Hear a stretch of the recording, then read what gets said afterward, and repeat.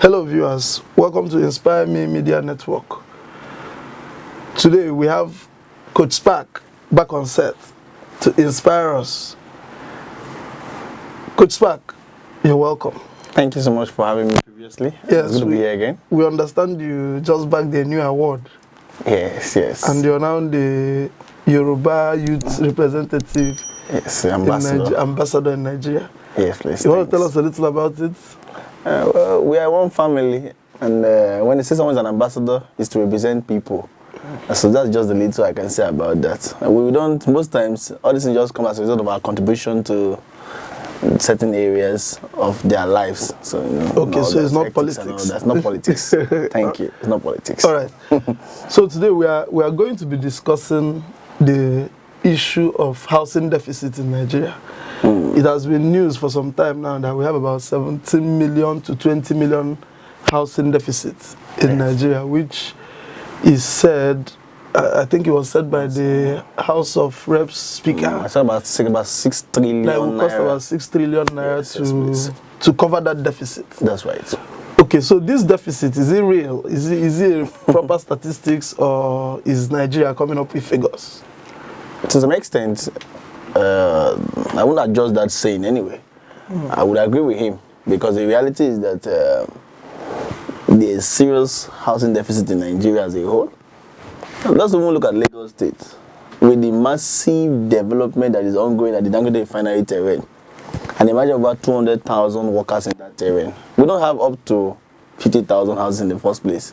So there's every tendency that people, in fact, the investment in those areas already cannot be housed.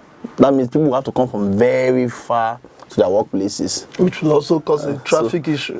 So that means, generally, that's a very true saying. And there's housing deficit in Lagos, other part of Nigeria and all that. Anambra, been to Anambra, Ebonyi State, even Calabar, other places. So that's why real estate is actually king. People should start looking into those areas. So what opportunities do you think this deficit presents to real estate investors? Beautiful question. Opportunities, that means you are giving us a place to grow our income and also contribute to such a, no, they are talking about 6 trillion naira. The government cannot do everything, that's the reality. So that's why we have developers there. So investors can come in by keying into some areas that are developing where there are lands. Land is a figure of nature, yes, fine, but you have to buy it to own it. So look at it. So if you say, okay, as an investor, I'm looking forward to service this particular area, then what do? Key into places that are developing. Buy 10 plots, buy 2 plots, buy 6, buy acres. More developers will be needed with time. Build something nice there and build your rental income. And that's that value actually added to you there automatically now. So it means that if an investor is looking forward to doing something now in terms of investing, then you should go and invest in real estate. Because that means if there's deficit there, then someone has to fix it. The government cannot do all. Most of the roads are even made. Yes, they say the government. Some of them are done by some people and all that. The majority, the bigger ones that are done by the government. So we all contribute together to make sure that these things are becoming a realistic design that we want. So this is my own array. They all need to go into real estate, buy into undeveloped areas, turn them to become cities, and then with that to be able to salvage some part of the deficit.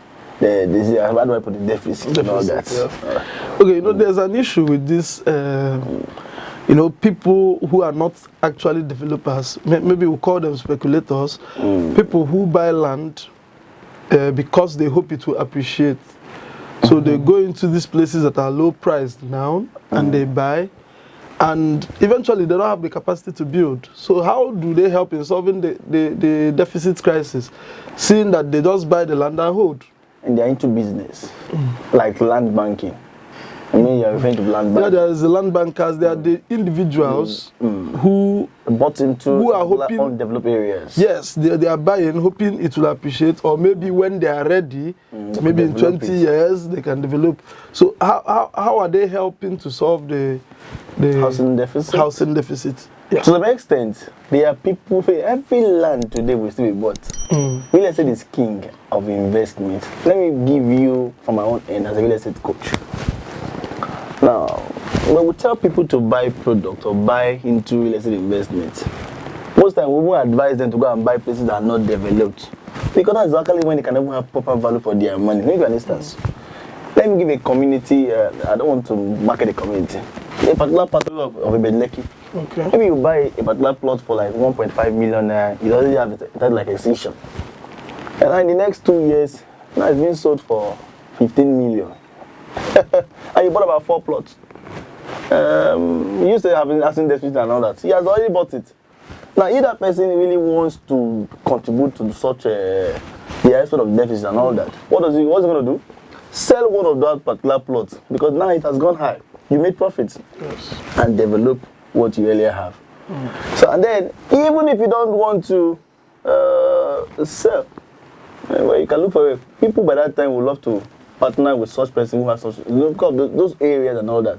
So the truth is that development is actually ongoing in so many areas, and it's not only the refinery. We also have places like the Badagry, and there's also a feature that's also going to be coming there with time. We have Port Harcourt, so many areas you can actually key into and salvage it.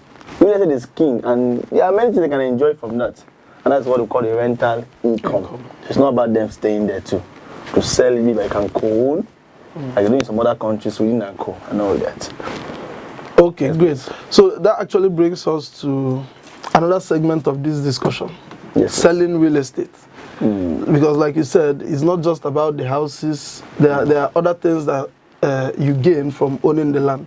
Yes. So talking about selling real estate, what kind of real estate, what are the things, since it's not just houses, what are other things in real estate that can be sold?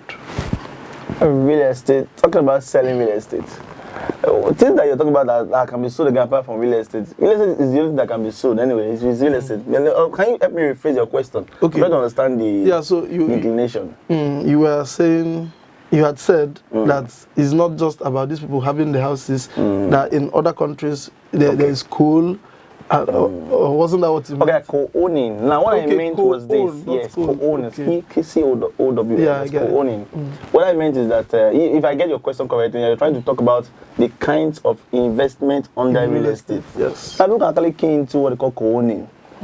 I found out recently you can buy into a project and you don't own the project. So you are part of the owners. That is co-owning. Okay. And then you can also say, okay, I buy this property, I bought 2 plots here, I bought 50 plots here, or and I'm going to share it for this, or I bought this for a cooperative that is actually buying lands. Okay, so okay, I want to just help you guys clear sponsorship. It's what they call JD, joint ventures and all that. So there's so many things one can do in real estate. You can assist in so many. You can even perfect titles and still own real estate. And in fact, nobody is permitted to die on earth without having a piece of land in his name. Otherwise, where will he be buried? And all that, yes. Okay, it's all right. So, the housing deficit again. So, when we say there's a housing deficit in Nigeria, what kind of houses are in deficit? When is it a particular type of houses that if we focus on and deliver, then we could actually go a long way in solving the deficit? They didn't mean houses deficit. They said housing. So it means residence, where people stay.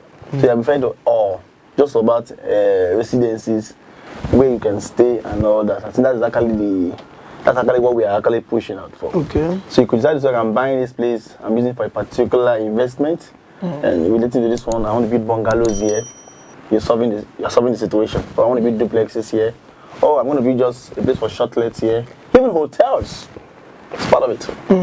People come from different places. They want to lodge. And so that's part of salvaging housing deficit. And we all need to contribute to ensuring and ascertaining that this is actually met. What kind of houses do you think that investors should, train their focus on so that we can go a long way in solving this deficit, seeing that in areas like Ikoyi, Osaba, there's quite a lot of vacant houses and all that, and yet we have a housing deficit.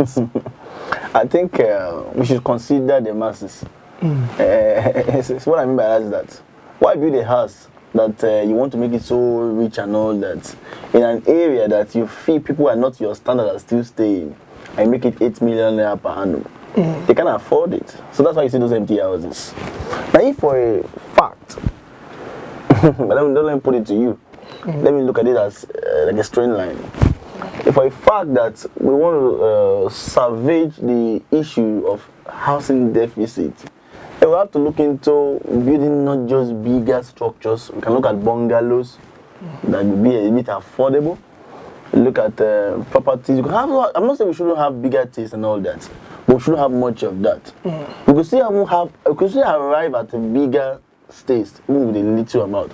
We should consider all these things so that we can actually salvage that. So that we don't just imagine building bigger structures. At the end of the day, nobody's can afford it and all that. So these are the things. So investors can build bungalows, duplexes, condominiums, apartments, hotels too. Those are also part of dealing with that area. People sleep under the bridge. What if there's a hotel of 4,000 naira? Or 1,000? I'm not saying 1,000. I say 4,000 for instance, or 6,000 thereabouts for instance. Someone could just lodge in there and still have its own, and then could still a low budget should be looked into and all that. That's my own take. Okay. So what you're saying is this issue of housing deficit is not entirely up to the government. Housing as a welfare is not entirely up to the government. Private investors should also be involved in creating affordable housing. Yes. Because apparently what is in deficit is not just housing, it's also affordable housing. Affordable housing. Yes, affordable housing. Okay, so we have come to the end of this segment. Thank you again, Coach Spark, for coming. It's always a pleasure having you. Thank you so much. Thank you.